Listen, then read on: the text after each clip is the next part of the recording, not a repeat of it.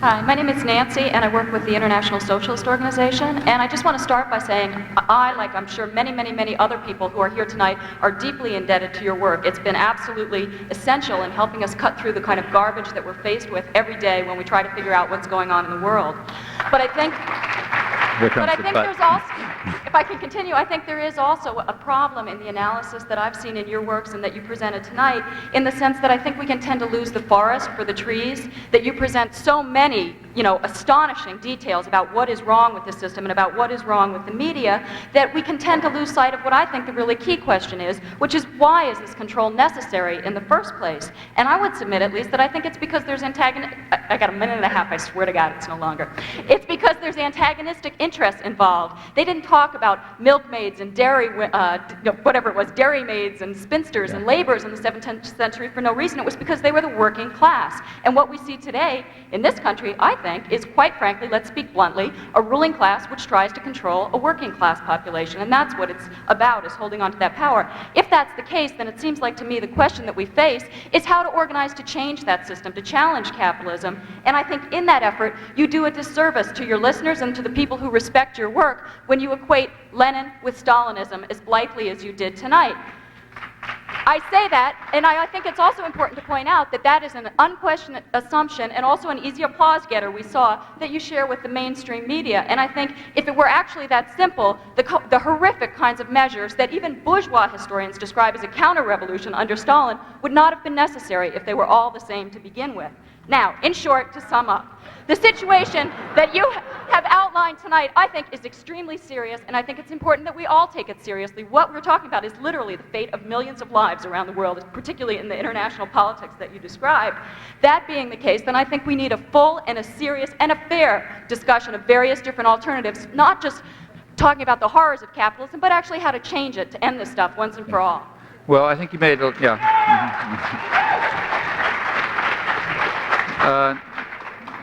I think, well, there's several questions there. One is about the discussion of the United States, and I think what I said is approximately what you said, except I didn't use some of that rhetoric.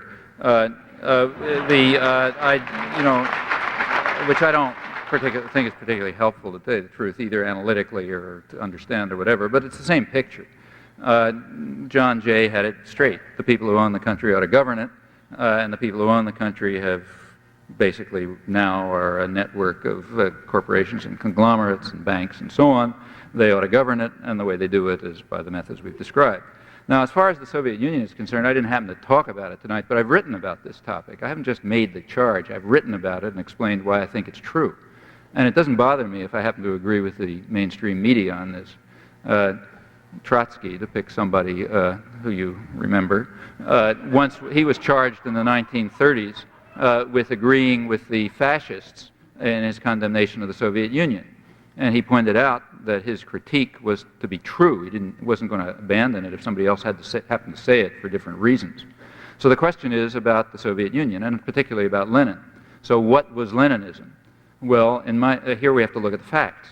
Now, you look at the facts, I think here's what you find.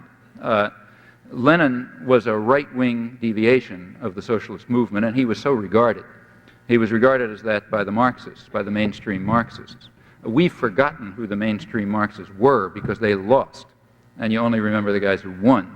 But if you go back to that period, the mainstream Marxists were people like, for example, Anton Pannekoek, who was head of education for the Marxist movement, and he's one of the people who Lenin later denounced as an infantile leftist. But he was one of the leading intellectuals of the actual Marxist movement. Rosa Luxemburg was another mainstream Marxist, and there were others. And they were very critical. In fact, Trotsky was one up until 1917. They were all very critical of Leninism because of this, what they regarded as this opportunistic vanguardism. The idea that the radical intelligentsia were going to exploit popular movements to seize state power and then to use that state power to whip the population into the society that they chose. Now, that was quite inconsistent with Marxism as understood by the mainstream sort of, I'd say, left Marxists. From this point of view, Bolshevism was a right-wing deviation. Trotsky made the same points up till 1917. Now, when Lenin came back to Russia in April 1917, he took a different line, quite a different line from the one he'd had in the past. You take a look at Lenin's work, it shifted character in April 17. In April 1917, it became kind of libertarian. That's when he came out with the April Theses, and that's when he wrote State and Democracy. It came out a year later, but that's when it was written. And these were State and Revolution. These were basically libertarian works. They were very much more in the mainstream of sort of left libertarian socialism, from sort of this range that goes from anarchism over to left Marxism of the Pannekoek-Luxemburg variety. And he talked about Soviets and the need for a workers' organization and so on. In fact, came really closer to what the essence of socialism was always understood to be. After all, the core of socialism was understood to be workers' control over production. That was the core. That's where you begin with. Then you go on to other things. But the beginning is control by the workers over production. That's where it begins. Then Lenin took power in October 1917 in what's called a revolution, but in my view ought to be called a coup. And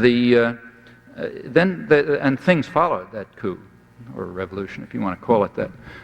One of the things that followed it was the immediate moves to destroy the Soviets and the factory councils. Those were some of the first moves of Lenin and Trotsky after they took, Trotsky joined at that point, after they took state power. In fact, if you look at what Lenin wrote after that period, or did, you'll find it's a reversion to the earlier position. This sort of left deviation is a deviation. You could ask why. In my view, it was just opportunistic. He knew that in order to gain power, he was going to have to go along with the popular currents that were developing, which were in fact spontaneous and libertarian and socialist, as most popular movements have been, in fact, since the 17th century. And being an astute politician, which he was, he sort of went along with that and talked the line that the people wanted to hear. It's just like when an American politician goes somewhere and his pollsters tell him, say so-and-so, and he says it, doesn't mean he believes it. And I think Lenin was doing the same thing without polls. In any event, whatever your interpretation is, when he took power, he reverted to the former vanguardism and moved at once to eliminate the organs of workers' control. Now that meant he was moving to destroy socialism, if socialism has as its core workers' control over production. The Soviets and the factory councils were instruments of workers' control. And you could say they're defective instruments, that had to be worked out better and so on, yeah, no doubt. But they were the instruments that had been developed in the course of popular struggle to implement basically workers' control, and those were the first things to go. By early 1918, it's still really before the Civil War set in, Lenin's view was pretty clearly expressed. It was the view that both he and Trotsky took the position that what you need is what Trotsky called a labor army, which is submissive to the control of a single leader. He said modern progress and development and socialism requires that the mass of the population subordinate themselves to a single leader in a disciplined workforce. Well, that has absolutely nothing to do with socialism. In fact, it's the exact opposite of it, and was criticized for that by in a spirit of some solidarity, because the revolutionary forces were still operative. He was criticized for that by people like Rosa Luxemburg and by Pannekoek and Gorter and the other mainstream sort of left Marxists, and I think they were right. It seems to me that, and then it just goes on from there. I mean, Lenin reconstructed the czarist systems of oppression often more efficiently, Cheka, KGB, and other techniques of control and oppression. I think from that point on, there was nothing remotely like socialism in the Soviet Union. I think it was, in fact, in my view, it was a precursor of later forms of totalitarianism.